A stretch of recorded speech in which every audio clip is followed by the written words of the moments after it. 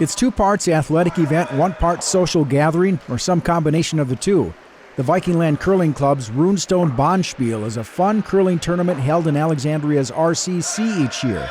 For a lot of people, it's their first exposure to the sport in person and what attracts people to play it. It's been described as a chess on ice. So once you get the skill levels down of just delivering the stone, then you can start working on the strategy. And that takes a lifetime to learn. Kelsey Landsteiner has been competing here for years, starting when she was a college student at St. Ben. There was about 8 of us that wanted to really start that program up in our college, and so there was no curling ice whatsoever close to us in St. Cloud or St. Joe for that matter.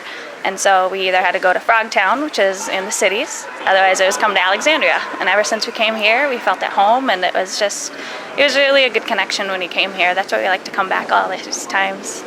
At this year's event, she brought back her new husband, Olympic curler John Landsteiner. When asked if she felt it was a little unfair to have an Olympian with her team, she smiled and said, "A little bit, but I made him play on the team that lost last night. So I think, I think everyone else probably appreciates that a little bit. That way he doesn't run the floor out here."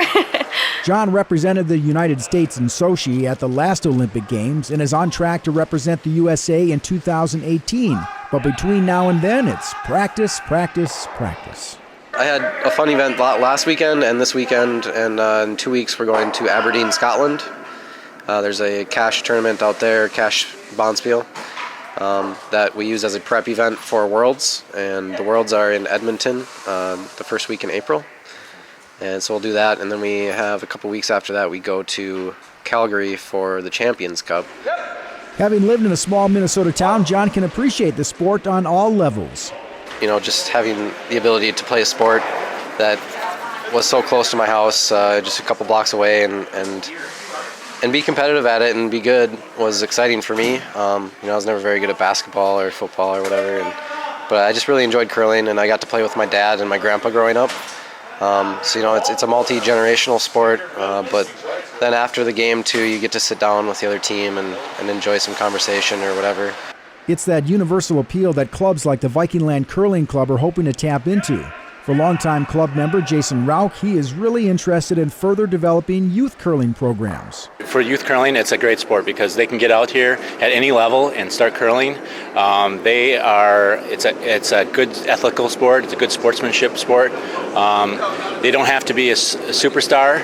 They can come out and start learning curling within about 30 minutes, and then they can curl the rest of their life with it. As part of that future, the club hopes to one day have its own sheet of ice so they can expand the availability of curling, but also to widen the level of play year-round for kids, adults, and yes, even Olympians. For the Voice of Alexandria, I'm Joe Krakowski.